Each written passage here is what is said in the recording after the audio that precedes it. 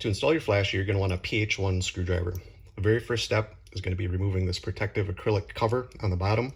We put this in the bottom here for shipping so the battery doesn't fall out and short out on the screws.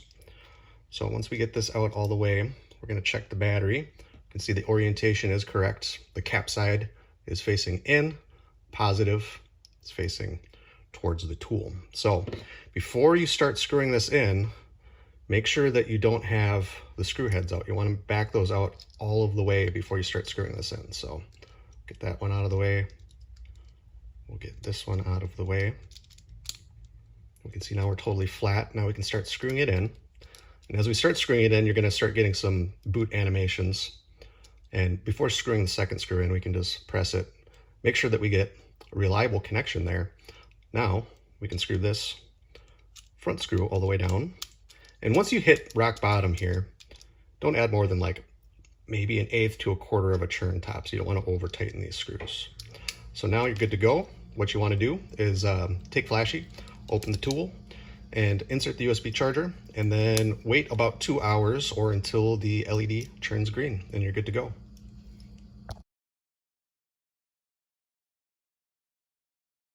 You should get many years of use out of the built-in battery in Flashy and also this membrane overlay, but at some point you might want to replace it. So let's go over that real quick. On the back side, there's a small little channel here, and I'm going to grab a bowl because this one can kind of fling out at you. There's a little channel next to the battery, and if you take a pin, it will allow you to extract the battery. There we go. So get the new battery, make sure the cap side is going towards the tool. So that's the cap side. You want positive facing out, so you'll pop the new battery in and you're good to go.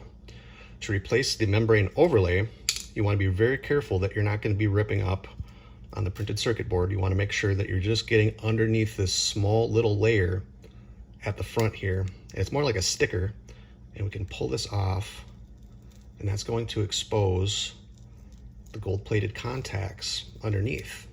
And you're going to want to clean up all this adhesive, and then you're going to want to take some rubbing alcohol, and when you get the rubbing alcohol dried, you can apply the new graphic membrane overlay.